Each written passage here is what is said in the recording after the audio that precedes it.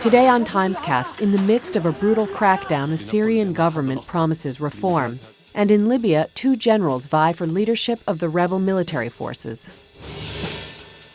Today marked another tumultuous one in Syria's month-long uprising. It began with government forces moving against one of the largest protests yet in the city of Homs. By dawn, protesters have been forced from the square,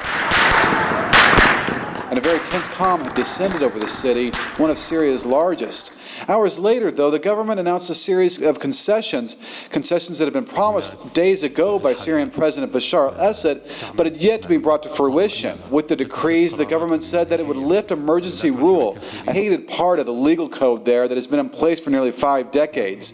It said it would abolish security courts as well, draconian courts in which due process is almost non-existent, as well as organize a law in which protests could be held. What was perhaps most remarkable about the day was the mix of concession and coercion, a now familiar pattern for a government that finds itself more besieged than any time in its nearly 4 decades of rule. Even as they promised to allow protests to be peacefully held, they cracked down violently on the demonstrations in Homs, firing tear gas and live ammunition against hundreds, perhaps thousands of protesters who were trying to replicate the experience of Tahrir Square in Cairo, in Syria's third largest city. Although apparently still in its beginning stages, Syria's uprising has implications far beyond the Arab country's borders. Although lacking Egypt's population and even Libya's wealth, Syria's influence has far outstripped its relative power, given its location in the Middle East, its alliance with Iran, and its status as kingmaker in Lebanon.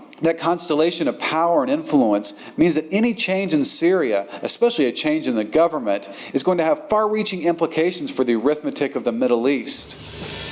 And Rod Nordland reports from Benghazi, Libya, on the fractured leadership of the rebel forces. The last couple of days I've been reporting on the war within the war and between the two generals who both claim to be the ones in charge of the rebel military and their various supporters who are all kind of at odds with each other. The two generals are General Khalifa Hifter.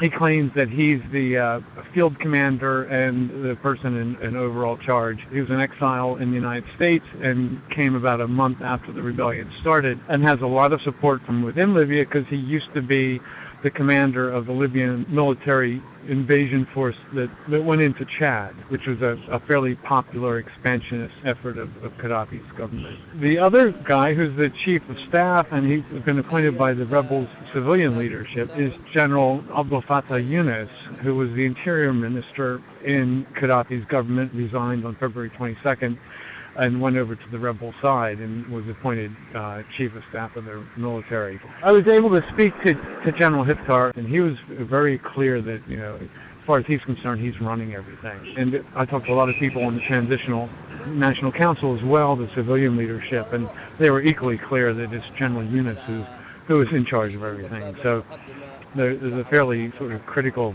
difference of opinion at the heart of the rebel movement. I think it just signifies a sense of disorganization, a lack of centralized leadership on the civilian side as well as the military side.